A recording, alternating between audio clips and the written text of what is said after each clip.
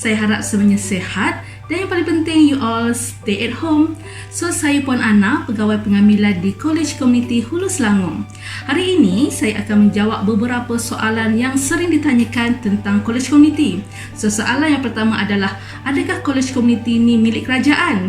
Ya, College Community merupakan institusi TVET di bawah Jabatan Pengajian Politeknik dan College Community. Jadi, dengan kata lain, College Community dan Politeknik ini macam adik-beradik sebab kami berada di bawah jabatan yang sama. TVET ni apa? TVET adalah singkatan untuk Technical and Vocational Education and Training. Jadi, dengan bahasa Melayu, bahasa mudahnya, kami merupakan penyedia latihan berasaskan teknikal dan juga vocational. Soalan lain yang sering ditanyakan adalah, apakah syarat kemasukan ke College Community? Secara amnya, syarat kemasukan adalah warga negara Malaysia dan juga lulus SPM. Apabila kita bercakap tentang lulus SPM, kita kena melihat calon itu tahun bila dia ambil SPM. Katakanlah adik-adik merupakan calon SPM yang baru dapat result baru-baru ni kan, tahun SPM tahun 2020. Jadi sudah tentulah syarat lulus SPM pada tahun 2020 adalah lulus Bahasa Melayu dan juga lulus sejarah. Syarat ini mulai berkuat kuasa mulai tahun 2013 onward. Jadi untuk calon SPM pada tahun 2012 dan sebelumnya, syarat lulus SPM pada ketika itu adalah lulus Bahasa Melayu sahaja. Okey, selain pada syarat am, ada juga syarat program. So, syarat program berbeza mengikut jenis program yang you mohon lah. Katakanlah you mohon program Sijil Sistem Komputer dan Rangkaian. So, syarat programnya adalah mesti selain pada lulus SPM, mesti juga lulus matematik dan juga ada satu kepujian. Manakala untuk Sijil Pengembaraan Pelancongan, syarat program adalah selain pada lulus SPM, pelajar juga perlu mempunyai satu kepujian daripada mana-mana subjek semasa SPM. Jelas? Antara soalan lain yang sering diajukan kepada saya adalah, adakah pihak College Community menyediakan bantuan kewangan kepada pelajar? Ya, di College Community terdapat bantuan kewangan pelajar College Community atau ringkasannya adalah BKPKK. Pelajar adalah layak untuk memohon bantuan ini dengan syarat mereka daripada keluarga B40. Kenapa saya highlight perkataan B40? Kerana B40 ini mungkin definisinya berbeza pada masa akan datang. Jadi, untuk pelajar B40 ini, mereka boleh memohon BKPKK berjumlah 5,400. Kedengarannya banyak kan? Tetapi sebenarnya 5,400 itu akan dibahagikan kepada 3 semester.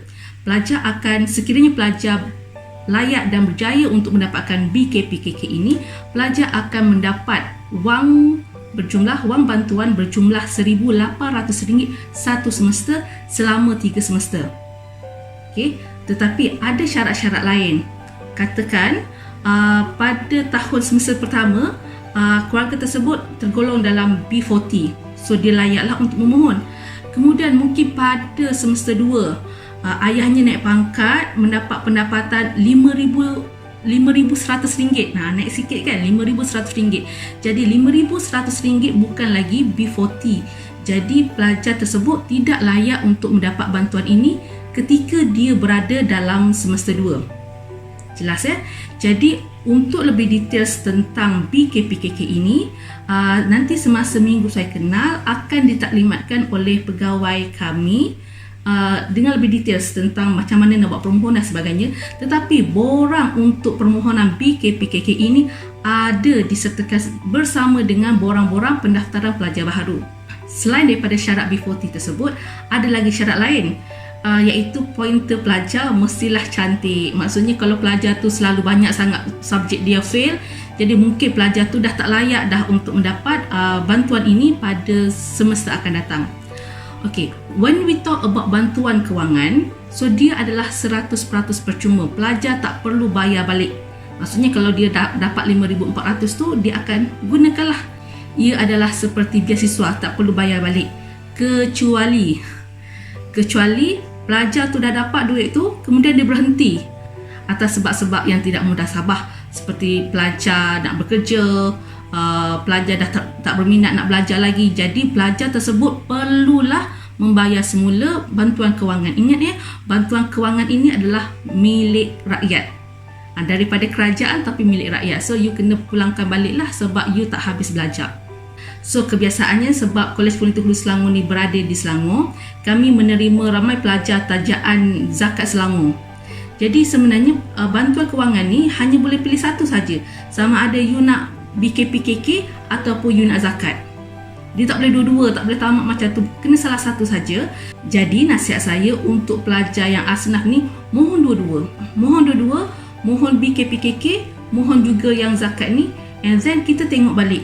Kita nanti you boleh jumpa saya ataupun dengan pegawai HEP, kita buat calculation yang mana lagi untung, sama ada you ambil BKPKK ataupun you ambil zakat. So of course lah kita ambil yang lebih untung kan, sebab zakat dengan BKPKK ni dua-dua tak perlu bayar balik, tapi kita nak supaya pelajar ambil yang the best lah.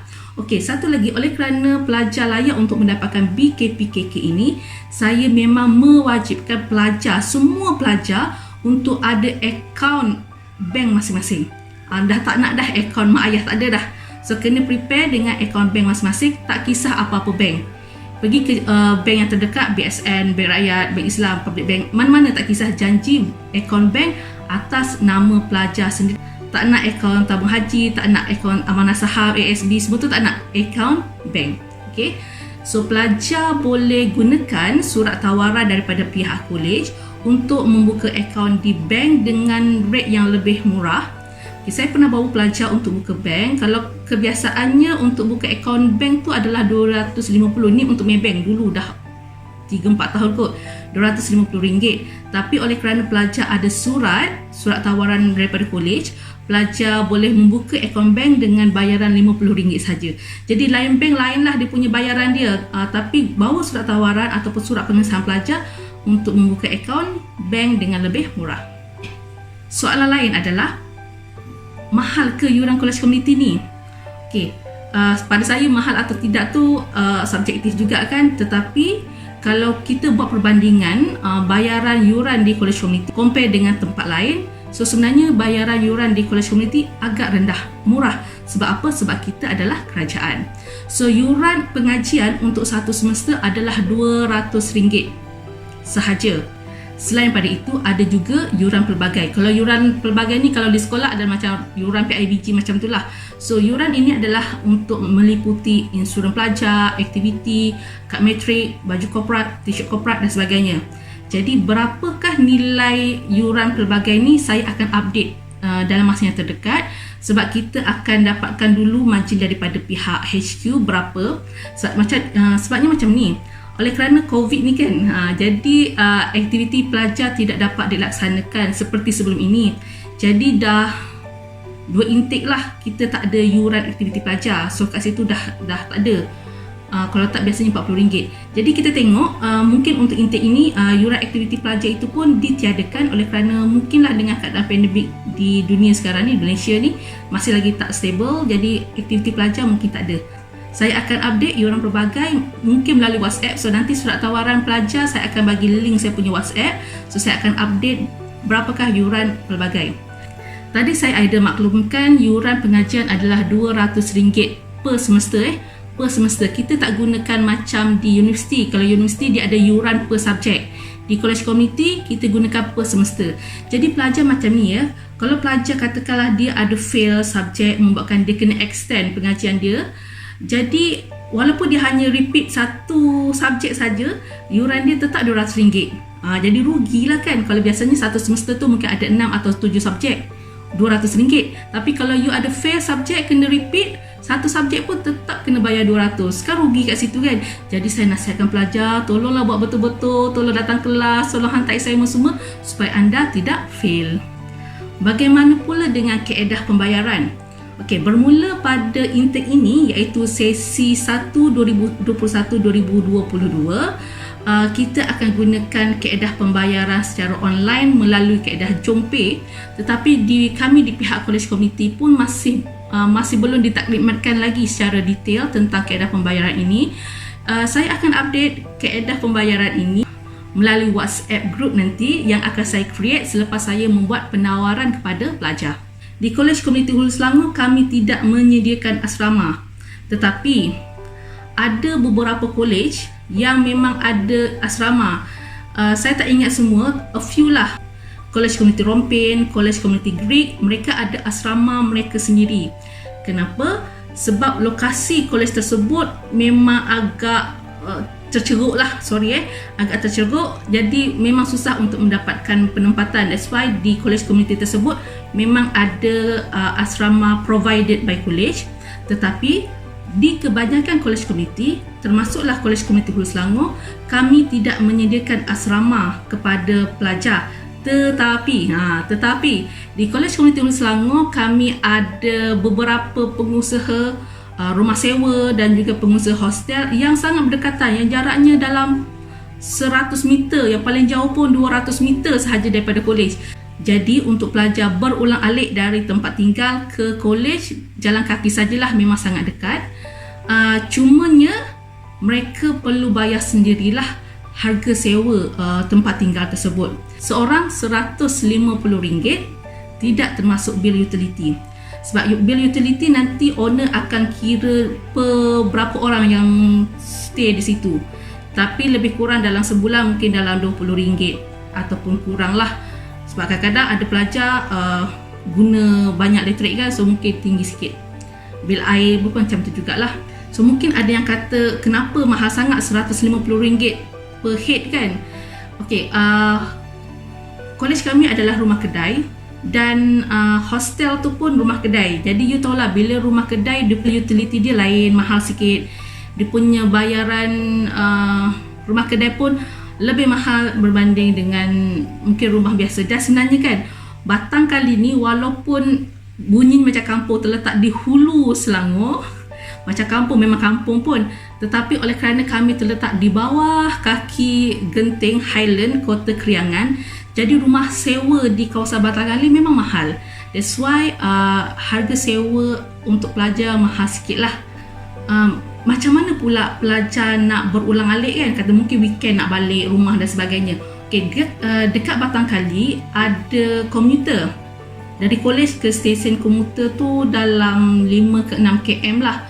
So you boleh order Grab untuk ke sana. Even di situ di Batang Kali memang bas Smart Selangor memang cover lah untuk bawa pelajar. Tapi pelajar kena alert lah dia punya jadual bas. Saya pun tak pasti jadual bas, tapi saya yakin rakan-rakan senior tahulah jadual perjalanan bas Smart Selangor.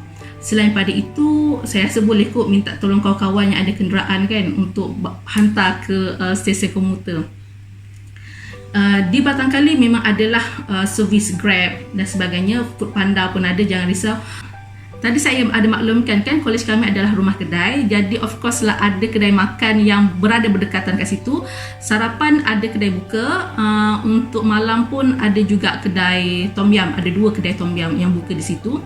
Even Foodpanda, GrabFood pun ada juga cover di sekitar Batang Kali. Kalau dari segi mahal ke tak, pada saya tidaklah mahal sangat dan tidaklah murah sangat, biasa sahaja. Tapi of course lah kalau you order Foodpanda mahal lah sikit kan.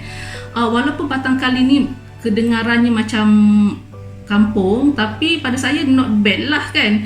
Sebab ada Watson, ada apa yang aiskrim tu, tak ingat apa.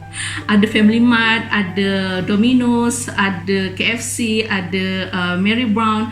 So maksudnya tidaklah ceruk sangat sebenarnya. Cuma mungkin suasana tu masih suasana kampung, dan pada saya I like it lah sebab dia tenang dan santai. Untuk makluman semua, oleh kerana kami adalah institusi TVET, of course lah kami punya syllabus kami lebih kepada praktikal ataupun amali, di mana di kolej komuniti praktikal adalah 70%, manakala teorinya hanyalah 30%.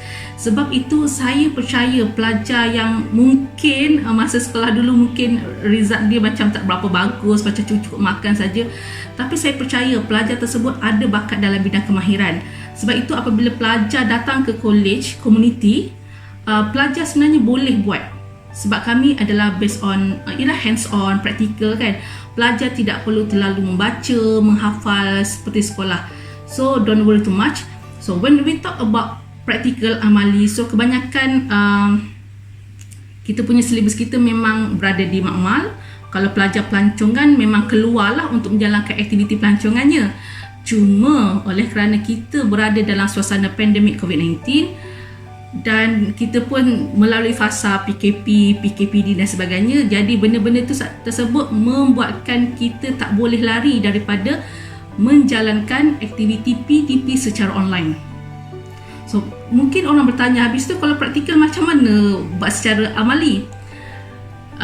Saya serahkan kepada pensyarah untuk menjawab soalan tersebut dengan detail, sebab lain subjek mungkin lain kaedah, lain pendekatannya. Tapi susah ataupun senang, of course susah. Saya sendiri pun rasa macam susahnya nak belajar online kan. Tapi pada saya kita kena move on, kita kena accept inilah suasana sekarang. Kalau kita tak belajar, kita akan ketinggalan.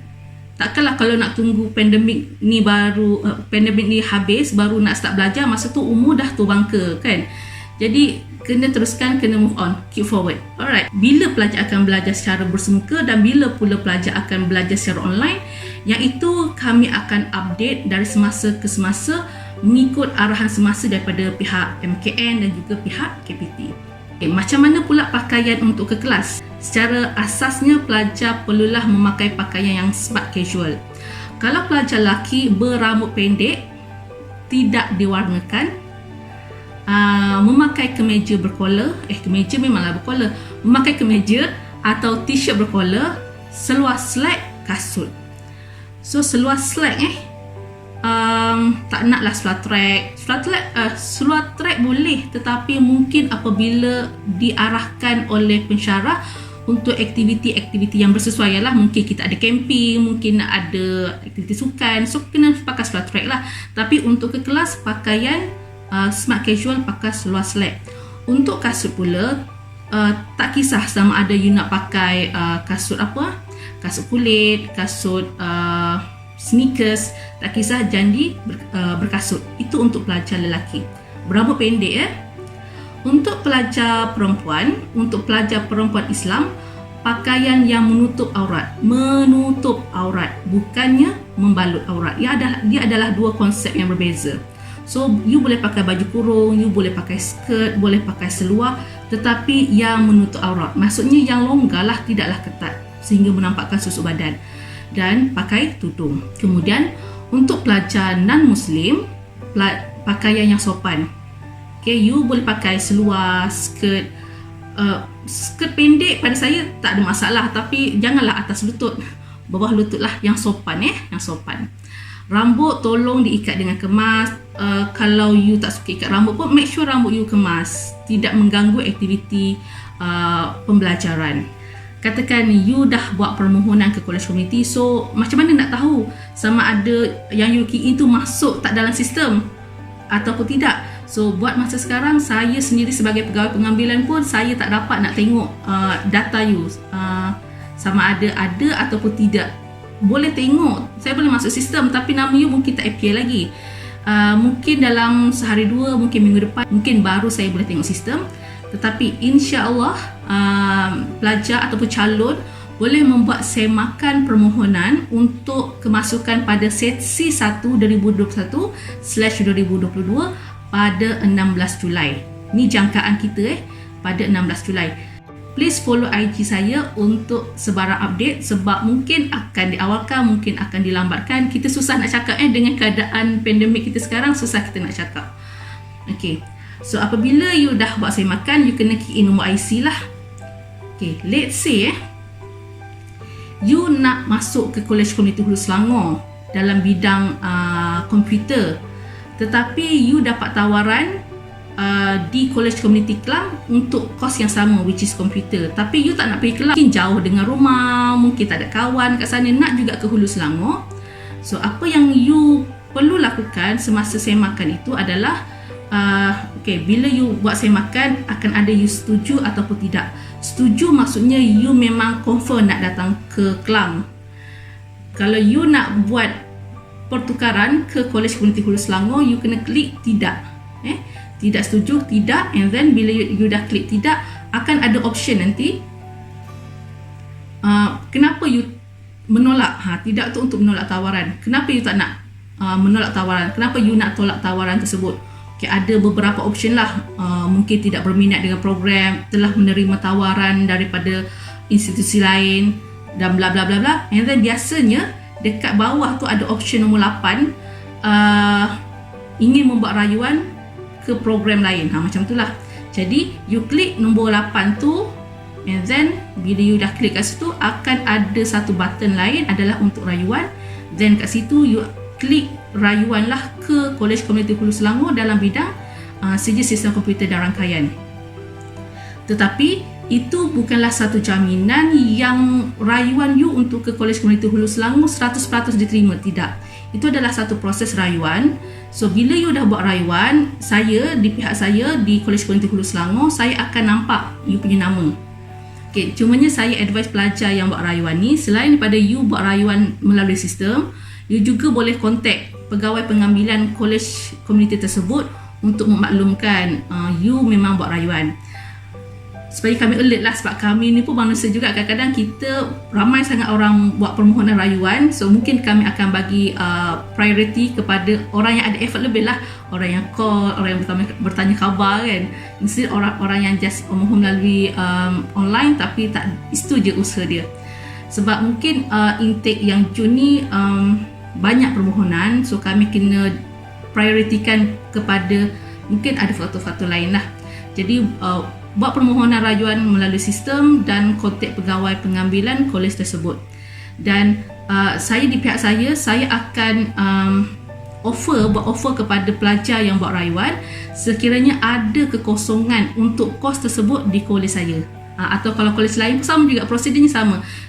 Kami pegawai pengambilan akan offer sekiranya ada kekosongan. Jadi janganlah you expect you buat rayuan hari ni, esok saya dah approve, saya dah offer. Tidak. Kalau ada calon lain yang menolak, so saya akan offer. Okay. Jadi untuk calon lain yang katakan dia dapat tawaran ke Kolej Komuniti Hulu Selangor tapi tidak berminat untuk meneruskan di Kolej Komuniti Hulu Selangor, so tolong tekan button tidak. Kenapa? Sebab bila you tekan tidak, maksudnya ada kekosongan untuk saya offer pelajar lain. Sometimes memanglah saya akan contact jugalah, follow up, tanya pelajar tersebut sama ada berminat ataupun tidak dengan tawaran yang diberikan. Tapi ada juga calon yang saya call tak angkat, saya WhatsApp tak reply, tak bagi respon. So saya minta kerjasama semua untuk bagi respon, sebab ia memudahkan kerja saya sebagai pengambilan dan pegawai lain lah. Dan saya percaya kalau you mudahkan urusan orang lain, one day Allah akan bantu you untuk memudahkan urusan you. Let's say lah you dah dapat tawaran ke Kolej Komuniti Hulu Selangor, you setuju, memang nak sangat masuk ke Kolej Komuniti Hulu Selangor, nak sangat jumpa dengan saya secara in person. Tekan button setuju, and then nanti you boleh print surat tawaran. Saya akan juga postkan juga surat tawaran you. Cumanya mungkin dalam keadaan pandemik ni takut lambatlah surat tawaran daripada pihak kolej. Jadi saya minta kerjasama dengan you untuk print, untuk save as PDF, download. And then kalau you nak print, you print lah. Kalau tak nak print pun tak apa, tapi you ada salinan surat tawaran. And then nanti akan ada juga satu dokumen lain yang tu you memang wajib download dan print. Sebab itu adalah borang-borang pendaftaran pelajar baru. Dan biasanya di pihak saya akan amend dokumen tersebut. Saya akan masukkan senarai yuran, senarai nombor telefon owner hostel dan sebagainya lah yang you boleh rujuk. So borang-borang tersebut perlulah diisi dan dilengkapkan dan bawa semasa pendaftaran. Okay, saya tak pasti pada sesi ini sama ada pendaftaran secara fizikal ataupun pendaftaran secara online. Saya akan update juga nanti, mungkin saya akan maklumkan melalui IG ataupun WhatsApp bagaimanakah keadaan pendaftaran. Kita memang sekarang ni memang terikat dengan COVID ni kan, jadi nak bagi satu kata putus yang jelas susah di pihak saya. Tapi saya akan update benda tu. Kalau katakan dokumen tersebut perlu dipostkan kerana pendaftaran secara online, so dekat borang tersebut biasanya ada pengesahan lah daripada pegawai grade A ataupun ketua kampung, penghulu dan sebagainya. So dapatkan pengesahan tersebut dah lengkap, perlu bawa dan kena juga buat medical check up. Cumanya mungkin kekangan lah kot kalau nak buat dekat hospital kerajaan sekarang kan. Yang tu pun saya tak pasti, masih lagi sama-sama. saya akan update from time to time. So tolong follow IG saya, tolong save saya punya nombor WhatsApp saya kat situ sebab mungkin saya akan update juga dekat status WhatsApp saya lah tentang apa-apa maklumat terkini. Sebab kalau saya nak contact semua orang pada setiap kali ada perubahan dan maklumat terkini mungkin susah kan. So you just follow my IG and juga WhatsApp Sekiranya you ada masalah untuk download benda tersebut, you boleh WhatsApp saya untuk saya downloadkan dan saya boleh WhatsApp you back lah dokumen tersebut. So tak ada masalah lah. So yang penting sebenarnya you dengan I ni kena jadi best friend supaya maklumat-maklumat tu tak terlepas pandang. Okay, soalan yang sering juga ditanyakan kepada saya adalah tentang peluang untuk pelajar menyambung pengajian ke peringkat yang lebih tinggi. Setakat pengalaman saya baru 17 tahun kot 17 tahun di college community, tiada masalah untuk pelajar sambung belajar. Kebanyakan pelajar saya kalau di college community Hulu Selangor, kebanyakan pelajar saya sambung ke politeknik dan ada juga yang sambung diploma di college community. Dan sebenarnya ada pun beberapa orang pelajar saya yang dah ada degree dah pun. Ni macam ni saya ceritakan dulu untuk pelajar komputer. Untuk pelajar komputer ke politeknik, ada 2 kos yang mereka boleh ambil, iaitu Diploma Kejuruteraan Elektronik dalam kurungan komputer, dan satu lagi adalah Diploma Teknologi Maklumat dalam kurungan teknologi digital. So ini adalah 2 program diploma di politeknik yang pelajar komputer boleh mohon. Tapi ada beza So syarat untuk Diploma Kejuruteraan Elektronik dalam kurungan komputer adalah warga negara Malaysia, memiliki SPM, so maksudnya lulus PM sejarah tu lah kan. Of course lah, kalau tak lepas pula masuk college community. Kemudian tidak mempunyai ketidakupayaan penglihatan. Of course, bila kita bercakap tentang kejuruteraan elektronik, dia ada you tak butuh warna sebab you kena tengok perintang, kabel dan sebagainya. Itu saja. So maksudnya of course lah, kalau you pelajar lulusan college community untuk bidang komputer ni, you boleh sambung diploma dekat politeknik untuk kos ini.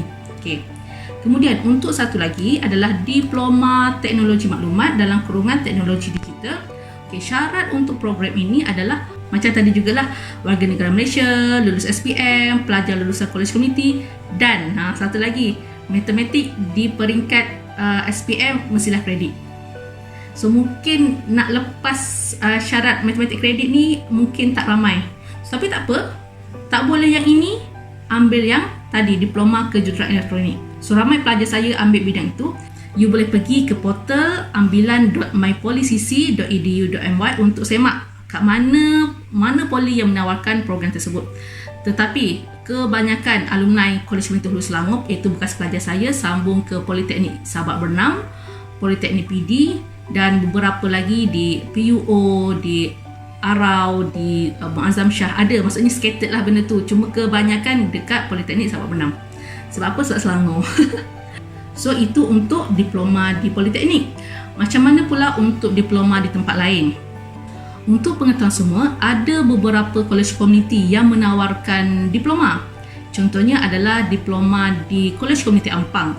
So di College Community Ampang ada 2 program di sana yang pelajar komputer ni boleh apply, iaitu Diploma Teknologi Telekomunikasi dan juga Diploma Mobile Teknologi. So masing-masing sebenarnya ada kelebihan lah, sama ada diploma politeknik ataupun diploma college community, dia ada pro and con lah.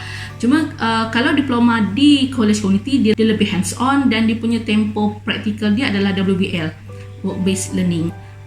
Tetapi di politeknik pun ada kelebihan juga, sebab mungkinlah semasa di college rumah kedai kecil saja kan, tapi kalau pergi ke politeknik, dia kampus dia besar, dah banyak bidang, jadi mungkin pelajar akan lebih mindanya akan lebih terbuka. So dia ada pro and con lah. Pergilah kat mana-mana pun tak kisah, dua-dua pun bagus. Okey, macam mana pula dengan pelajar sijil pengembaraan pelancongan ni? So apa dia punya peluang untuk sambung belajar? Sama juga dengan pelajar komputer, pelajar pelancongan juga boleh sambung belajar ke politeknik. Ada 2 program juga yang boleh mereka mohon di politeknik, iaitu Diploma Pengurusan Pelancongan dan juga Diploma Pengurusan Rekreasi. Apa beza antara 2 benda ni? Ni secara umumnya, kalau Diploma Pengurusan Pelancongan lebih kepada administration lah kan, pengurusan pelancongan. Kalau diploma pengurusan rekreasi lebih kepada outdoor. So tengok nanti bila dah masuk ke college, dah belajar, tengok awak rasa you lebih suka management, kerja-kerja office, ataupun you suka outdoor. You pilih. So dua-dua pun bagus. Pilih bidang yang sesuai dengan jiwa. Untuk diploma di Politeknik bidang pelancongan, dia punya syarat kemasukan dia adalah macam tadi juga, warga negara Malaysia, lulus SPM, mesti ada satu kepujian mana-mana subjek. So saya rasa yang ini tak ada masalah lah. Bila saya tengok data pelajar, kebanyakan pelajar memang menepatilah syarat-syarat ni. Sebab itu memang tak ada masalah untuk pelajar Kolej Komuniti Hulu Selangor sambung belajar di Politeknik. Tetapi adalah kes-kes yang terpencil. Sebab dulu syarat kemasukan ke Kolej Komuniti, kita pernah buat intake di mana syarat dia hanya lulus SPM saja. Maksudnya BM Sejarah lulus cukup, tak perlu ada kepujian pun. So the issue is pelajar tu memang grad di Kolej Komuniti, tetapi dia ada masalah untuk sambung diploma di Politeknik. Kenapa? Sebab dia tak ada kredit pun dalam SPM dia. So pelajar ni memang consult dengan saya. So ialah sebab syarat kemasukan ni bukan saja yang reka, bukan. Benda tu memang datang daripada MQA, satu badan yang mengiktiraf sesuatu program pengajian di Malaysia ni. Dan memang kami kena follow. Jadi pelajar ni memang saya respect pada dia. Sebab apa? Sebab dia pernah datang belajar di Kolej Komuniti, tak sampai satu semester dia berhenti, tak minat, mungkin tak nampak hala tuju hidup lagi. Setahun kemudian dia datang balik ke Kolej Komuniti Hulu Selangor juga dan mengambil kos yang sama, iaitu bidang pelancongan. Sehingga kan saya ditanya oleh pihak HQ, dia kata, "Ana, betul kan dia call kan? Ana, betul ke pelajar ni dia takut, yelah dia pernah ambil kos pelancongan, berhenti. Kemudian setahun kemudian saya daftarkan dia balik dalam kos yang sama. So kenapa pihak HQ takut saya tersalah key in data kan?" So saya kata betul lah, pelajar ni mungkin dah jumpa lah kot apa yang dia minat, dah jumpa kot hala tuju dia balik. Dan bila dia berjaya menamatkan pengajian di Kolej Komuniti, so sebenarnya saya cukup proud dengan dia.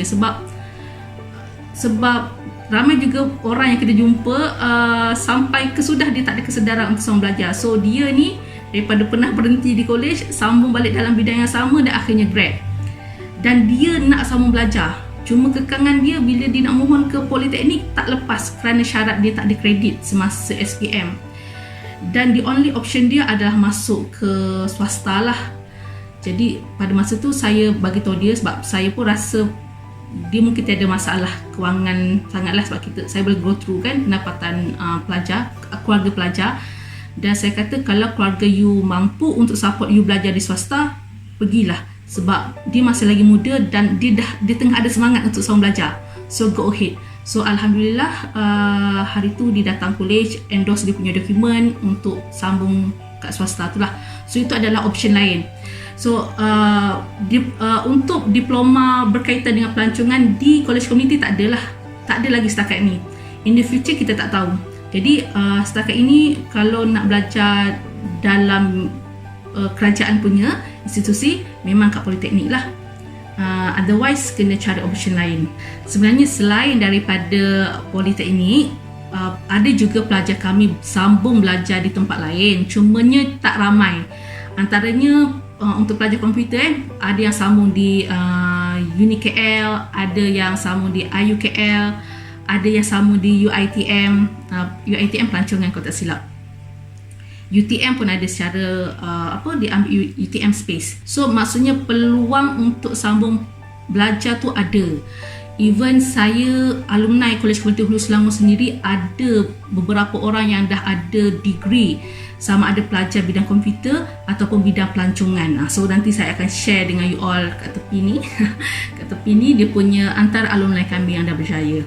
Antara soalan yang sering juga ditanyakan kepada saya adalah prospek kerjaya. Lepas habis belajar kat Kolej Komuniti ni, dapat kerja apa? Kolej Komuniti tolong dapatkan kerja ke tak? So of course lah, Kolej Komuniti tidaklah membantu pelajar secara langsung untuk pelajar mendapatkan kerja, tidak. Tetapi kami membentuk pelajar untuk menjadi lebih yakin, lebih keterampilan, dan ada program-program yang kami bantu pelajar. Bukan secara direct tapi indirectly. Contohnya mungkin di pihak unit counselling, mereka ada menyediakan kursus macam mana nak buat resume. Selama ni mungkin tak tahu nak minta kerja tu macam mana. So ada disediakan kursus untuk membuat resume. Kursus ataupun program-program berkaitan. Contohnya mungkin ada job street dan sebagainya untuk pelajar attend. So saya ceritakan ni adalah kisah sebelum ini, sebelum COVID melanda Malaysia. Even kami pun mungkin ada hebahan daripada MyStep, program-program MyStep untuk membantu pelajar kami mendapatkan kerja lah dalam bidang yang berkaitan. Saya lupa tadi, tempoh pengajian di College Community untuk sijil adalah 2 tahun, iaitu 4 semester. Satu semester 6 bulan, tapi 6 bulan tu bukanlah 6 bulan belajar, tidak. 4 bulan belajar, 2 bulan cuti, and then sambung. Tu anggarannya lah. Cumanya bila kita dah ada COVID ni, mungkin dia ada plus minus kat situ, tapi tempohnya 2 tahun. So semester 1, semester 2, semester 3 pelajar akan belajar di college lah, manakala pada semester terakhir pelajar akan menjalani latihan industri. So saya selalu nasihatkan pelajar semasa menjalani latihan industri, cari company yang boleh bagi you latihan kemahiran yang mungkin pihak kolej tak ada menyediakan latihan pada you. Jangan cari tempat praktikal sekadar untuk melepaskan batuk di tangga macam tu. Sebab kalau you pergi praktikal dekat company yang betul dan you pun menunjukkan sikap yang bagus, kesungguhan untuk belajar, kesungguhan untuk praktikal yang bagus, tidak mustahil sesebuah company akan terus offer you untuk bekerja di situ selepas you tamat pengajian. So ini bukanlah cerita yang saya reka-reka, ini adalah kisah benar. Dan memang setiap semester akan ada pelajar kami yang ditawarkan untuk terus bekerja di tempat di praktikal, dengan syarat you menunjukkan attitude yang bagus. Attitude yang bagus tu maksudnya datang tepat, tak penting kerja, ada kesungguhan untuk belajar, bila bos tegur cuba improve. Itu adalah sikap-sikap yang positif. Saya share di sebelah ini adalah prospek kerjaya untuk pelajar komputer lah. Okay. Untuk pelancongan pun sama je kisah dia. Kalau you menunjukkan sikap yang bagus semasa praktikal, tidak mustahil company itu akan offer you untuk bekerja. Cumanya mungkin ada yang mempersoalkan, dengan COVID ni ada ke peluang kerjaya dalam bidang pelancongan? Sedangkan banyak hotel yang dah lingkup kerana COVID kan. Okay, dia macam ni tau. COVID ni memang akan lama lagi lah kot kan, kita doalah dia akan cepat reda, tetapi one day dia akan berhenti, and then by that time industri pelancongan ni akan rancak kembali.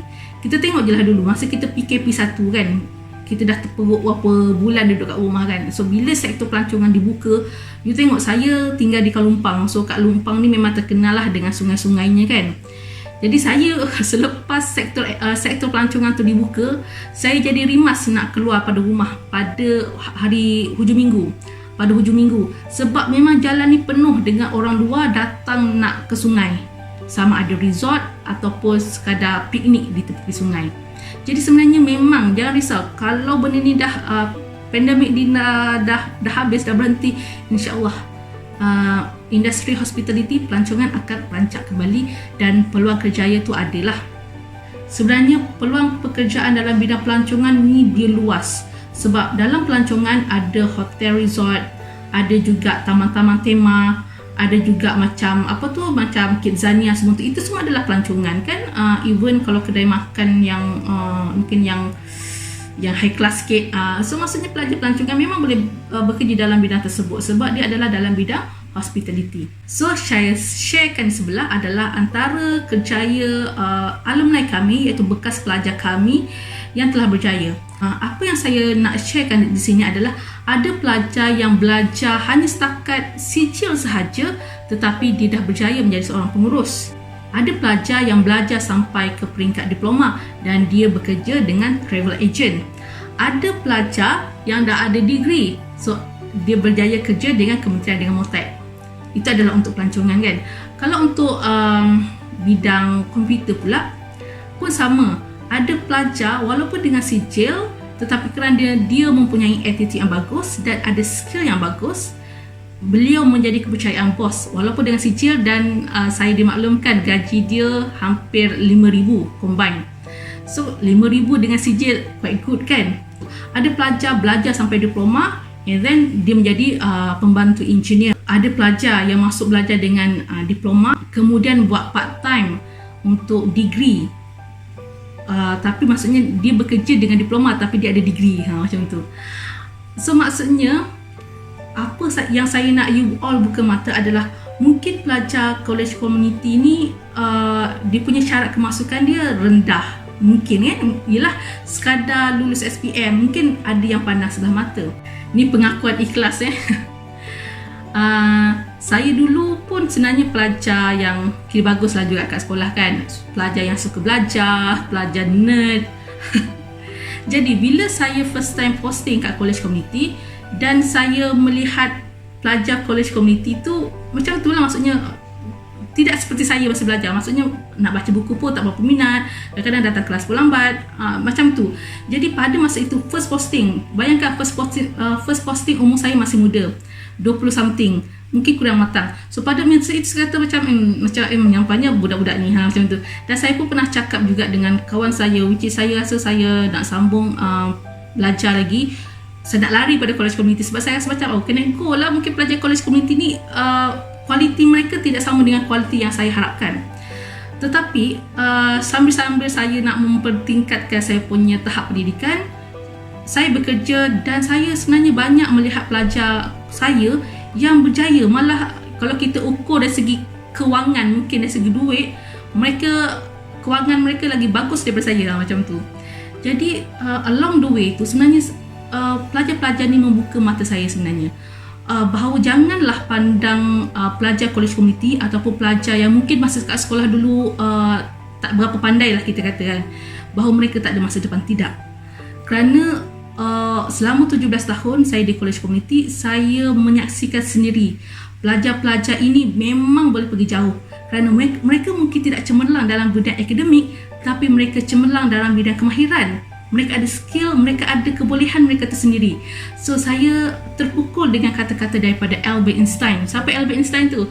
Albert Einstein adalah seorang saintis yang terkenal kan.